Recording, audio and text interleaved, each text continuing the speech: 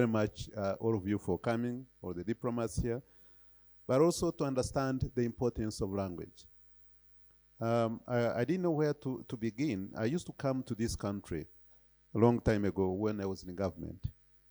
And long before we had Sheraton Hotel, before we had the other hotels, we used to go to a small hotel called Gion Hotel. I don't know if it still works. And there was this woman who used to make coffee. We couldn't speak to each other, but she looked really, like my mom. And I thought really I was very close to her. We got to know each other. We couldn't speak the language. But at the same time, every time I come back, I bring gifts.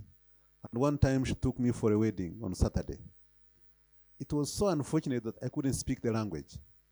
Very, very important. Communication becomes a very important tool. Recently, last year when I was in New York, my maid was from Latin American countries. So she couldn't speak English. I couldn't speak the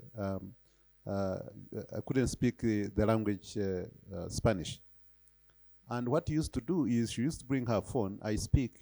She goes to interpret and know whether you are buying bananas or you're buying potatoes or you're buying something else. And that's how we used to live. And everything, I sent her a message and then it is interpreted.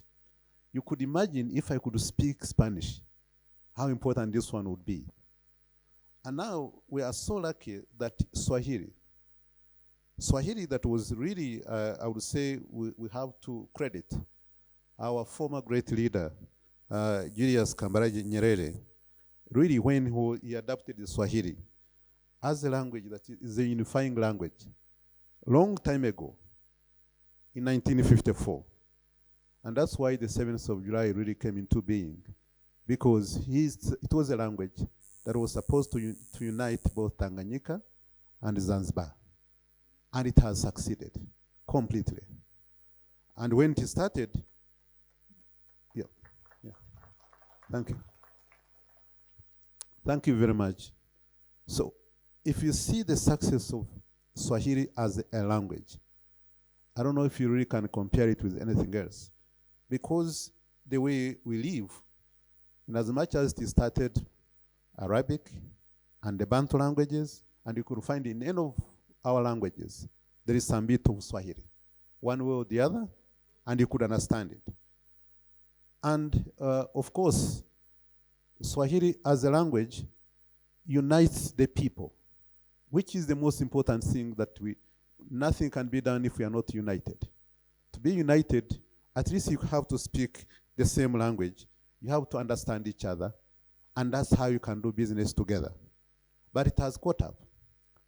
Tanzania, it went to Kenya, it went to Uganda, it went to Congo, especially the eastern part of Congo, went to Rwanda, went to Burundi, and now it is catching up with the whole entire East Africa, which has adopted it as an official language, which is taught in school, which is spoken, which is a common language that we speak in the whole region.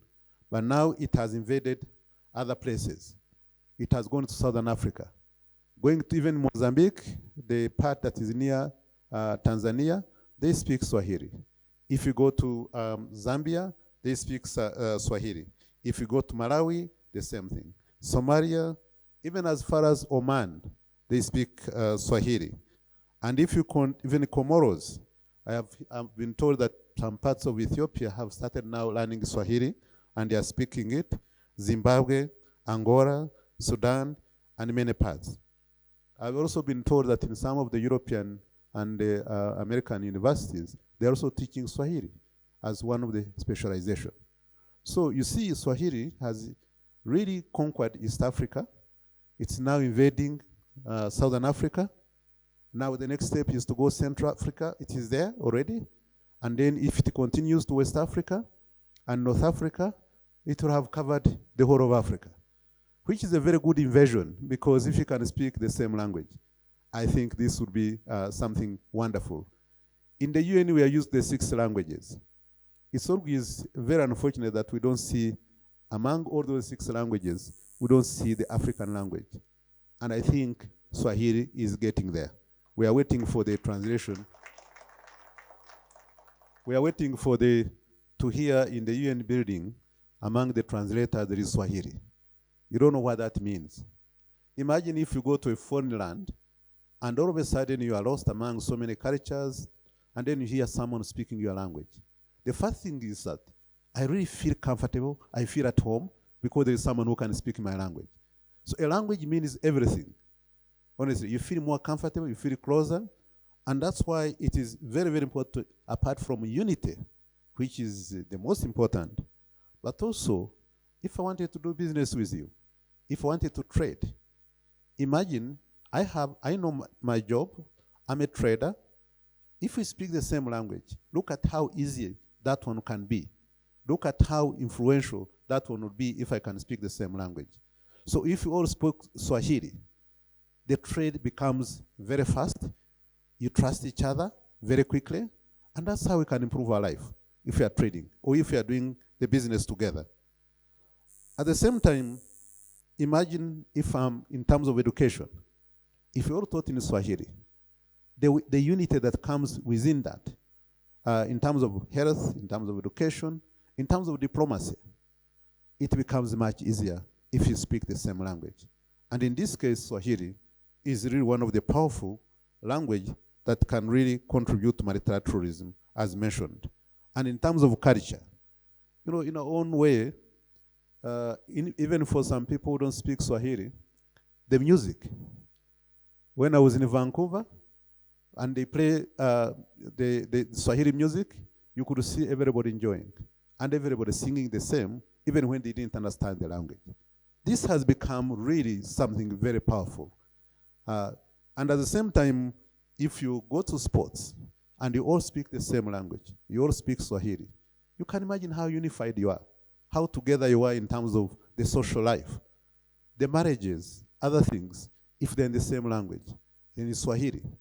This is something that unifies, and that's why really I appreciate that you made your time to come here and to be with us as we celebrate the Swahili Day here, because this is something very important. We can talk economics, we can talk business, we can talk other things. If you don't have a language that unifies you, really you don't get much, you don't go far. And you can go further if you have a language that unifies us. And in this case, an African language like Swahili, which is really very important. And now that it's spoken by many countries, I think we have a chance that can be a real African language.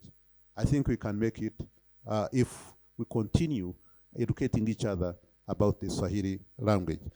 I don't want to take much of your time really educating you about Swahili. I'm not the best expert, but I look at it as a language that is very, very important. By the way, it's also a sweet language. It is also a language that's not complicated like some of our traditional languages. It's a language that you can learn and understand very quickly, and that's why we need to make an effort, all of us, to push this language to make sure that it becomes the 7th language of the United Nations. If we achieve that, it will be a very success. So I thank you so much. I didn't want to take much of your time, but I really, again, thank all of you. Hopefully, if we come here next year, and all of us can speak Swahili, that would be very, very useful. Let's give ourselves the homework that the next time when you come here, there will be no interpretation, that we all speak Swahili. At least we can try to speak Swahili. Before that, I think next year we'll give exams to some people. And we'll pick at random. So you can imagine any of you can be a target. So want to make sure that everybody learns slowly by slowly, we'll get there. Thank you so much.